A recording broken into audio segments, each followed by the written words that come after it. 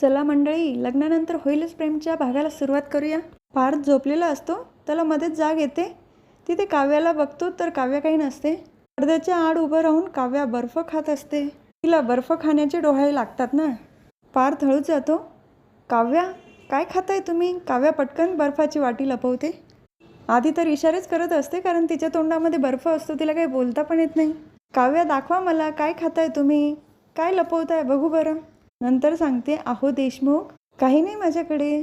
पार्थ तिच्या मागे मागे पळत असतो, पण काव्या कुठे दाखवते. पार्थ मुद्दाम तिथे बसून घेतो. माझं पोटात दुखायला लागलं आहे. बाहेरची मिसळ खाल्ली ना. काव्या पण त्याच्याजवळ बसते. पण तुम्ही काय खाताय? पार्थ तिच्या हातातनं वाटी घेतो. अहो बर्फ खाताय तुम्ही? कितवा दिवस आहे? तर काव्या सांगते, 4था दिवस आहे. हो, 4 दिवसापासून तुम्ही बर्फ खाताय, पण का? काव्या सांगते, या काचं उत्तर नाही माझ्याकडे. मला असं वाटतं बर्फ खाण्याचे डोहाळे लागले असतील मला. पार्थला ऐकून तर आश्चर्य वाटतं. कैलास राणा, शिवचंद्र मोरे. नंतर काव्या म्हणते, काय बडबडताय? तेव्हा पार्थ म्हणतो, महादेवाची आठवण झाली. आपल्या पोटी महादेवाचा अंश तर नाही ना येते. काव्या तर खूप खुश होते. तिच्याकडनं वाटी घेऊन टाकतो. अजिबात खायचा नाही बर्फ, त्रास होईल बाळाला. काव्या एक बर्फ उचलते आणि पार्थच्या शर्टमध्ये टाकते. तो खूप उड्या मारत असतो. तेव्हा काव्या अगदी खळखळून हसत असते. काय काव्या तुम्ही? झोपून घ्या पटकन चला. अर्ध्या रात्रीला उठून किचनमध्ये जाता, काही उद्योग करतात. झोपून घ्यायचं तर. भूतं वगैरे दिसली तर? काव्या सांगते, काय ना देशमुख, रोज एक रात्री भूत माझ्याजवळ झोपलेलं असतं, तेव्हा बाकीच्या भूतांना कशाला घाबरायचं? भूतांचं माहीत नाही, पण रोज जीव दिसतो मला फिरताना. म्हणजे या 4 दिवसात 2 वेळा तरी दिसला. आज पण दिसला तो. पार्थ पण जीवाबद्दल विचार करायला लागतो. तर काव्या म्हणते, झोपा की आता. झोपवते. ती बर्फ खाण्यासाठी उठते. तेव्हा पार्थ म्हणतो, नाही. त्यानंतर सकाळ झालेली दाखवली तर नंदिनी जिन्यामध्ये बसलेली असते आणि जीवा नंदिनीला विचारतो, अगं इथे का बसलीस? तेव्हा नंदिनी सांगते, सहजच. पण तुमचे डोळे असे का दिसत आहे, जसं काही झोप झालेली नाही. तेव्हा जीवा सांगतो, छे, माझी छान झोप झाली आहे. तेव्हा नंदिनी परत त्याला विचारते, माझ्यापासून काही लपवत तर नाही ना? तेव्हा जीवा परत नंदिनीला सांगतो, अगं काय लपवणार आहे तुझ्यापासून? तर जीवाचं लक्ष नंदिनीच्या पोटाकडे जातं. काल आपलं जे ठरलं होतं तसंच केलं का तू? तेव्हा नंदिनी पण तिच्या हाताने जीवाचा हात धरते, पोटावर ठेवते. फील होतं आहे ना? जीवा पण हो म्हणतो. माझा दुपट्टा होता जाडसर, तोच मी केला आहे. जीवा विचारतो, ओझं तर नाही ना होते?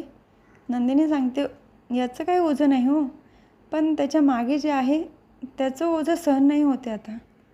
पण तुम्ही दुसरी लपाछपी करू नका हां, ते ओझं मी नाही सहन करू शकणार. तेव्हा जीवा सांगतो, मी काही लपत नाही आहे, पण एक गोष्ट आहे, आय लव्ह यू.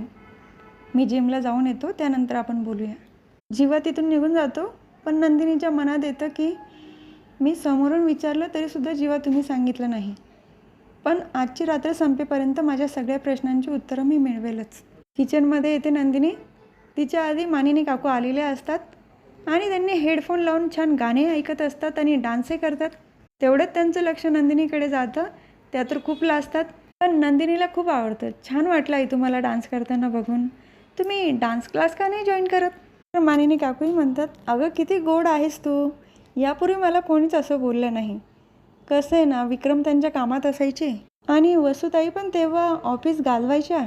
रम्या लहान होती, मंजुताईंची पण काही मदत होत नव्हती आणि हे सगळे चिल्ले पिल्ले सांभाळण्यामध्ये माझा दिवस जायचा. म्हणून माझ्यासाठी असा वेळच नाही मिळाला गं. तेव्हा नंदिनी सांगते, पण आई, आता मी आहे, काव्य आहे, तुम्ही बिंदास डान्स क्लास जॉईन करा.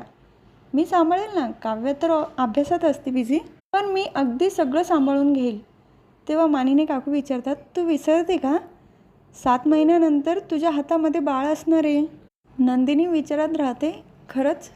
मानिनी काकू आश्चर्यानेच तिला विचारतात, अगं हो खरंच की, पण मी बाळाला सांभाळून घर अगदी व्यवस्थित सांभाळेल. मानिनी काकू म्हणतात, आता माझं जाऊ दे गं, मला तुमची बाळं पण सांभाळावी लागतील. असं वाटतंय काव्याची चोर ओटी ना, घरीच काहीतरी गोडाचं बनवावं. पण तुम्हा मुलांचं साखर चालत नाही, गुळ चालत नाही, करायचं तर काय? तेव्हा नंदिनी सांगते, आपण ओट्सचे लाडू करूया. सध्या खूप ट्रेंडिंग आहे. ओट्स घातलं म्हणजे पौष्टिक पण होईल आणि गोडासाठी खजूर घालूया. तेव्हा मानिनी काकू पण म्हणतात, अगं छान आयडिया आहे, पुढच्या महिन्यात पण आपण असेच लाडू करूया. मी विचारते, पुढच्या महिन्यात काय आहे? मानिनी काकू तिला परत म्हणतात, अगं विसरली का? बहिणीच्या नादात स्वतःची चोर ओटी विसरलीस का? एवढ्या तिथे काव्या येते. मी तर म्हणते ताई साहेब, आपल्या दोघींची चोर ओटी एकत्रच भरूया. नंदिनीच्या पोटावर हात ठेवणार. तिच्या आधी नंदिनीच तिच्या पोटावर हात ठेवते. मानिनी काकू सांगतात, असं काही पण नाही हां, तेवढंच आपल्याला सेलिब्रेशन करायला चान्स मिळेल. तर काव्या विचारते, हो ते पण आहे, पण देशमुख गेले का बिघडलेले पोट घेऊन? मानिनी काकू सांगतात, अगं गेला, पण डब्बा आजही नेला नाही. तर काव्या सांगते, ठीक आहे, तुम्ही भरून ठेवा, मी घेऊन जाते. तर काव्याचा ऑनलाईन क्लास असतो, तिथून ती निघून जाते. तेव्हा नंदिनी मानिनी काकूंना विचारते, आई तुम्हाला धूळ भरलेली जागा कुठे दिसली का हो? आशाताई व्यवस्थित फरशी तर पुसतात ना? मानिनी काकू म्हणतात, अय्या हो की काय? हा मी आशाला विचारते, कारण यांचे ना पाय 2 दिवसापासून भरलेले असतात हो धुळीचे. अगं मग जीवालाच विचार ना. तेव्हा नंदिनी सांगते, हो ठीक आहे, मी त्यांनाच विचारते. तर काव्या ऑफिसमध्ये डब्बा घेऊन आलेली असते. तिथे पिऊन काका दिसतात. कसे आहात काका तुम्ही? पण काव्याची चौकशी करतात. पण पार्थ सर आहे ना मध्ये? तेव्हा ते त्यांच्या फोनमधलं लोकेशन दाखवतात. पार्थ सरांनी सगळ्यांना तिथेच बोलवलं आहे. तर पार्थ एका कॅफेमध्ये असतो, सगळा स्टाफ पण असतो तिथे. मी तुम्हाला एक प्रॉमिस केलं होतं, तुम्ही जर चांगलं काम केलं तर मी तुम्हाला ट्रीट देईल, आणि मी माझं प्रॉमिस पूर्ण केलं आहे. आणि त्याचबरोबर दिव्याचा बड्डेसुद्धा आहे. तर जान्हवीचं तोंड वाकडं होतं, तिला काही आवडत नाही. दिव्या केक कट करते आणि त्याच वेळेला जान्हवीला फोन आलेला असतो जीवाचा, म्हणून ती बाहेर येते. तर तिथे काव्या पण आलेली असते. काव्या मॅम तुम्ही इथे? तर काव्या विचारते, पार्थ सर आहे ना मध्ये? तेव्हा ती सांगते, हो आहेत, पण तुम्हाला एक सांगायचं होतं मॅम. मोबाईलमध्ये जे फोटो असतात पार्थ आणि दिव्याचे ते तिला दाखवते. ते बघितल्यानंतर काव्याच्या तर पायाखालची जमीनच सरकते. तरी देखील ती जान्हवीला सांगते, तुझा बघण्याचा दृष्टिकोन काहीतरी बदलला असेल. माझ्या नवऱ्यावर पूर्ण विश्वास आहे. तेव्हा जान्हवी म्हणते, आमच्या सगळ्यांचा पण खूप विश्वास आहे सरांवर, पण समोरून कोणी त्यांच्या गळ्यात पडत असेल तर? जान्हवी तिथून निघून जाते. पण काव्याच्या डोक्यात विचार चालू होऊन जातात. बाकीचा स्टाफ पण तिथून निघून जातो. जीवा घरी आलेला असतो आणि तो जिमवरून आला हे दाखवण्यासाठी बॉटलमधलं पाणी तोंडाला लावतो, कपड्यांना जसं काही घाम आला आहे त्याला. आणि नंदिनी हे लांबून बघत असते, पण जीवाचं काही लक्ष नसतं तिच्याकडे. तर नंदिनी अचानक समोर येते आणि तो डचकतो. अहो घाबरलात काय मला? तेव्हा जीवा सांगतो, तू अचानक समोर आली ना, कसं झालं जिम? तेव्हा जीवा सांगतो, अगदी तगडं जिम झालं आज. त्या ट्रेनरने काय वर्कआउट करून घेतलं आहे, बघ किती घाम आला आहे मला. नंदिनी जीवाला म्हणते, हो जा पटकन फ्रेश होऊन घ्या, छान आंघोळ करा, कारण पायाला धूळ पण लागलेली असेल ना. जीवा म्हणतो, तुझं काहीतरी वेगळंच असतं. तिथून तो निघून जातो. तर नंदिनी रूममध्ये आल्यानंतर विचार करत असते, जीवा का खोटं बोलत असतील माझ्याबरोबर, पण हे जाणून घेण्यासाठी मला काहीतरी करावं लागेल.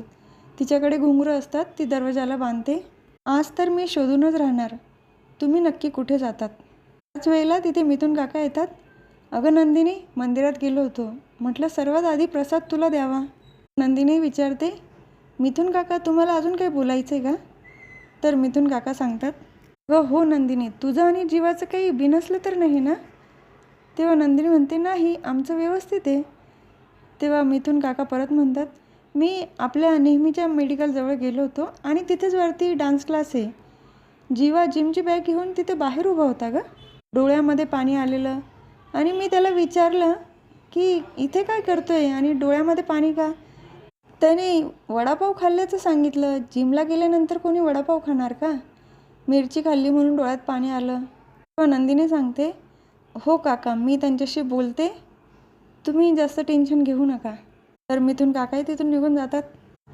तर पार्थ ऑफिसला निघणार त्याच वेळेला दिव्या केक घेऊन येते. अहो सर, तुम्ही तर केक खाल्लाच नाही. पार्थ सांगतो, मी गोड खात नाही. तेव्हा दिव्या बळजबरी त्याला केक खाऊ घालते. आणि सर आता तुम्ही मला खाऊ घाला ना. तेव्हा पार्थ सांगतो, माझे हात भरतील, तुम्हीच तर म्हटलात आता. तर तरी पण फोर्स करते म्हणून पार्थ तिला खाऊ घालतो. तेव्हा समोर काव्या येते आणि ते बघून काव्याला तर अजिबातच आवडत नाही.